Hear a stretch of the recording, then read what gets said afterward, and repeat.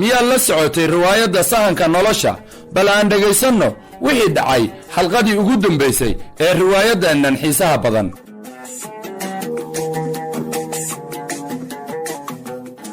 markii noogu dambaysay waxaan aragnay xabsiga daaqsan oo koox hubaysani soo weerareen. waa kuwee kooxda hubaysan oo soo weeraray goobta dawladdu ay leedahay? taliya waxaana soo gaaraya warar sheegaya in xabsiga deegaanka daaqsan iyo weliba saldhigga booliska daaqsan caawa la soo weeraray oo weliba la isu adeegsaday hubka noocyadiisa kala duwan. ma jirta arrintaasi? waad mahadsantihiin raadiyo daaqsan.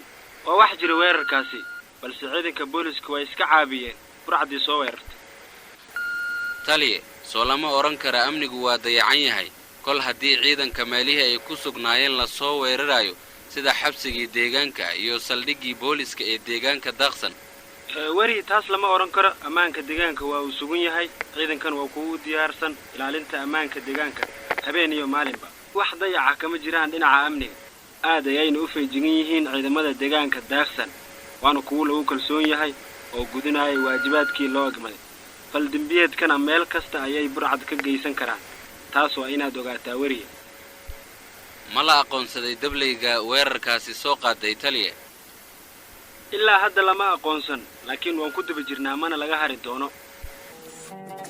xaawakiin ayaa u timid aamina si ay ugu sheegto in xabsiga la soo weeraray.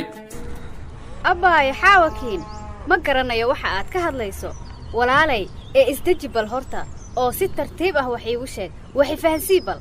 allah aaminaay ileen waxba ma ogid oo war ma ogtaate caku aaminaay. maxaa jira xaawakiin? wax aan maqlay ma jiraan aniga. gurigaan ayaan iska dhex fadhiya oo aan iska joogaa. wararka idaacadda waxaa maantoo dhan lagaga hadlayaa in xabsiga deegaanka laga baxsaday oo weliba maxaabiis badana ay baxsadeen. miyaanad waqal warkaas? walaalay adigaan kaa maqlayaa, warkan maba aanan maqal aniga. ma og tahay waxa dadka magaalada daaqsan ay hadal hayaan? ii sheeg maxay hadal hayeen? ileen adigaa war soo maqlaye aniga gurigaan kamaba bixin. ee wax ii sheeg, waanba yaabanahay aniga xaawakiinay.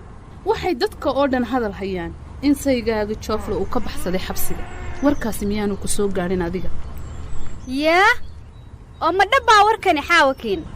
haa, waa warkan ka soo maqlay magaalada oo laysla dhex yaacayay. waa war aan la yaabay xaawakiinay.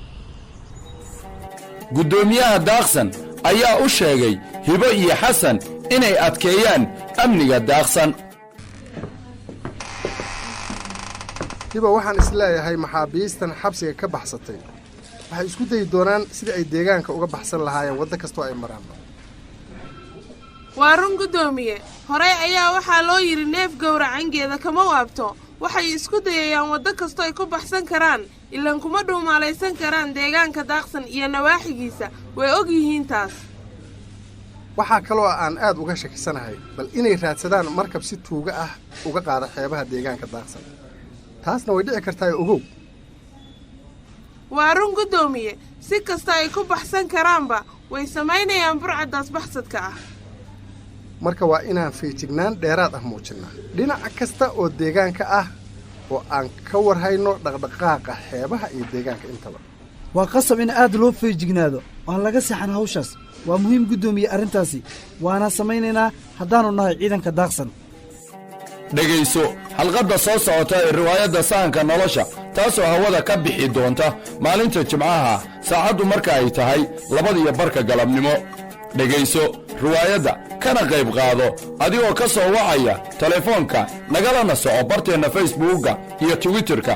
gal khadka oo raadi sahanka nolosha.